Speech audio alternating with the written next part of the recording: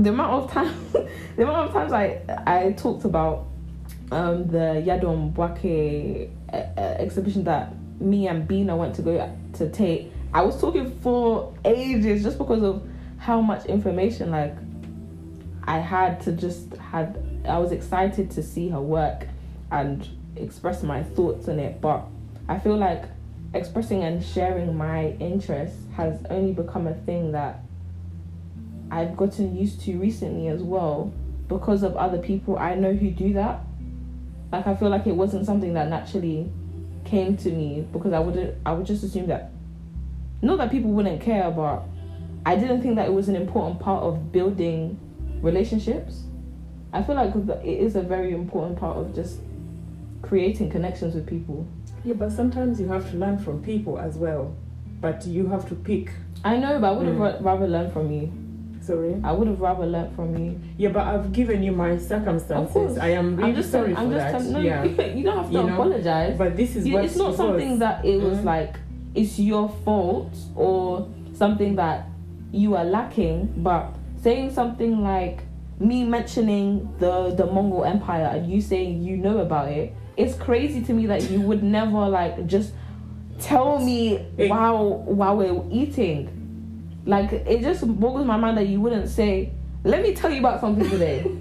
Let me sit you down and teach you about these things that they don't teach you in school. Like, I would just assume that would be something you want to inject into the child that you created. Do you know what I mean? Yeah, I get your point. But sometimes you're not even thinking that maybe it's something you would be interested in. You see, but it doesn't matter about whether you're interested or not. In the same way that your dad was teaching you about European history and you didn't want to know about it, he did it anyway. He did. You're gonna learn. You're going to learn. He did. Whether you like it or not. Oh my god. Because he was talking about Napoleon, he was talking about all these people. You're probably covering your ears, but he was still repeating it. He was still repeating it to make sure. Talk to me about the show now. Talk to me about the Mau Mau. Yeah. He said you learn those in school anyway. And now I'm trying to learn about the Mau Mau. The irony is mad. The irony is crazy. You see, you have to be able to present yourself and talk. You might be invited for dinner. And what do you talk about? Exactly. This, I can see him now. What do you talk about? But London is the level up. Yeah. Sometimes, even when I go to school, I see these immigrant parents who I can like say, okay, maybe I can equip myself to this, like relate to these people. And later, there's still, you can see these people have 4-5 jobs. And you can see, where do they get the time to sit? Yeah. Where, Leia? Yeah. We have to be realistic. Mm-hmm. Unless you're so selfish and say, you know what? This is what I'm going to do. Let the kids look after themselves. Mm-hmm. And when you say that, what happens? Yeah. No, it has reduced a bit. Yeah. It has reduced a bit. Because I'm not working 7 days. Yes, I am working long hours and so on, maybe indirectly because I am seated at the computer. It doesn't feel like I have to get on the train Monday to Monday, and really the work is mentally draining. Mm-hmm. It is not physical, but it's not as like excruciating, like. Yeah, whereby I have to talk. You remember when I had 3 jobs there? Yeah. Coming at midnight, I have to now go to bed and wake up at stupid o'clock and I'll go to the next job. Exactly. So it has reduced a bit, to answer you. So now you have more time to like watch YouTube videos that interest you. So, sometimes I do, other than my studies now, well, it's completed, but sometimes I can say, you know what? I don't know if you've had me sometimes laughing just by myself because I've seen it.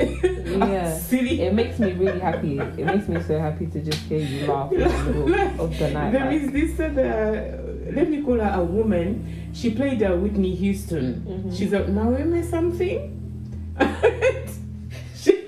She's a typical East Ender, and they were interviewing her. He said, from hey baby, I don't know how she did that. Hey baby, are you okay? And then I have to put on that American look really straight. When she was being auditioned, it was hilarious. For Whitney Houston. The difference between her like real personality and and I like the way she addressed, the oversized jacket. The way I want you to dress, sometimes I was seeing her say, hi, she has my way I want to see her dressed like this. Your green woolen suits. Yeah. I like those, and when I get time, I'm gonna make you the who is that person? Sarah Butte? No, Butte somebody. She's she's what's her first name? Cecilia? Somebody Butte. Nice, like cool.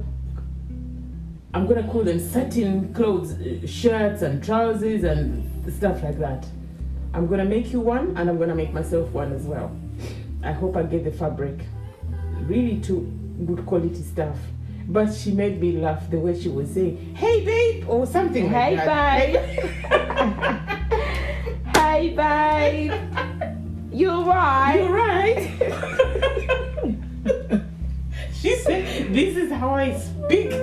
Now I have to polish up, and be really Whitney Houston. Yeah, that's such a big role. A big role. So sometimes I have time now to just watch something for silly, maybe 3 or 4 minutes, and then I get on with what I need to do. Yeah. And just have a small laugh and move on. That's my message for tonight.